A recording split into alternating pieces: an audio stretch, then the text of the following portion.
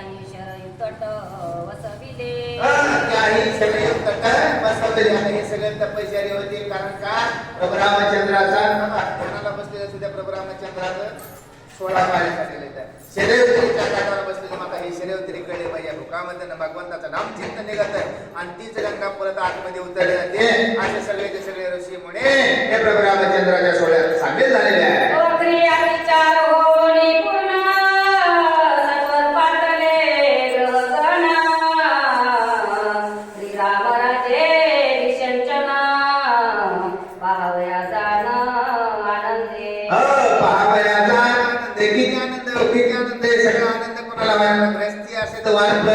संन्यासी आहेत आणि प्रभू रामचंद्राचा राज्याभिषेकाचा सोहळा पाहण्यासाठी प्रत्येकाची ओढ आहे. कुठे अयोध्येकडे जायचे म्हणजे अयोध्येच्या दिशेने सगळे आले गेलेले आहे.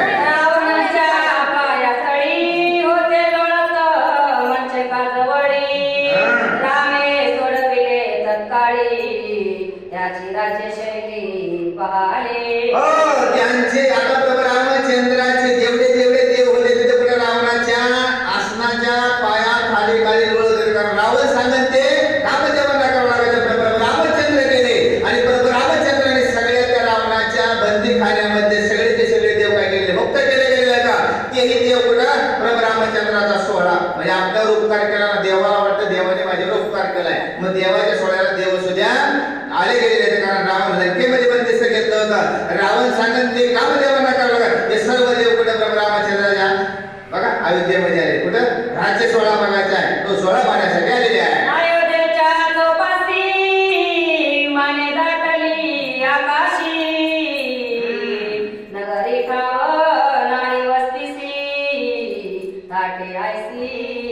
किती गोड अशी ओळी दिली बघा. अयोध्येच्या चौपाशी विमान दाटले आकाशी. विमान लावाय सुद्धा लागणार नाही. भगवंताचं नामचिंतन घेतलं. आपल्या जे अंतःकरणामध्ये आपल्या डोक्यामध्ये जर अनेक वाईट विचार असतील तर ते निघून गेल्याशिवाय राहत नाही. कशी बोललेली अयोध्येच्या चौपाशी म्हणजे कुठं चौकून जरी बघितलं विमान उभा करा सुद्धा जागा नाही. एवढे सुरवर देव हे भगवंताचा सोहळा पाहण्यासाठी अयोध्येच्या ठिकाणी पाहते गेले.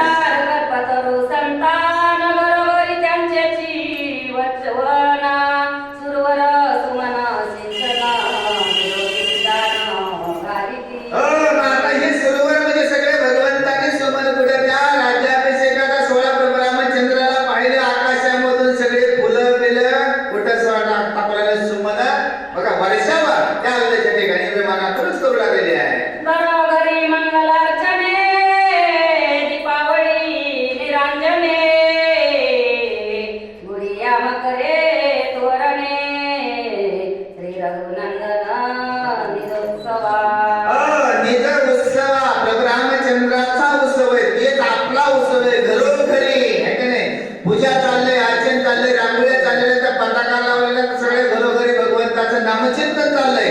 आज बी घरोघरी एकादशी आज प्रत्येक जे आले त्याच्या घरामध्ये भगवंताचं नामचिंतन आहे. आपली ती गुढी उभा आहे का नाही घरावर लावायची नाही. ही गुढी उभारली पाहिजे.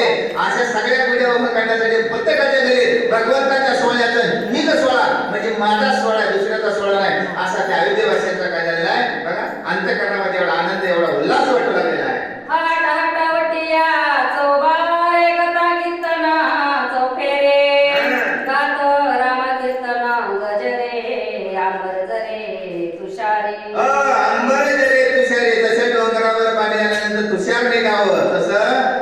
वाट्यावर आहे कोणी टेरेसला आहे कोणी घरात बसले तिथं भगवंताचंच नाम चिंतन गाऊ लागले. कसे दिले वटे चौकाने चौकामध्ये जरी गेले तरी भगवंताचंच गुणगान एवढं त्या अयोध्येमध्ये काय झालं भगवंता राममय अवस्था झालेली. जसं नंदीग्रामामध्ये भरत राजाने काय केलेलं झाडे दगडे सगळे काय करतात राम म्हणताय. अशा आयुष्यामध्ये अयोध्येमध्ये अयोध्येची जन येतात सगळे दिले ज्याला जिथं जागा मिळेल तिथं बसून भगवंताचं नाम चिंतन गाऊ लागलेलं आहे.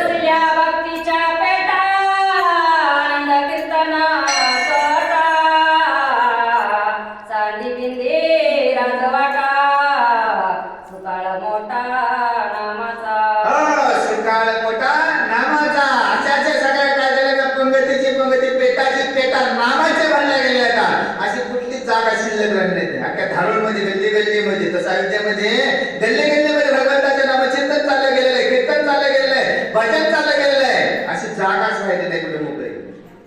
हे काय केलं पाहिजे आपल्या या सर्वांगाचे करून कान आता करावे श्रवण अशी आवाज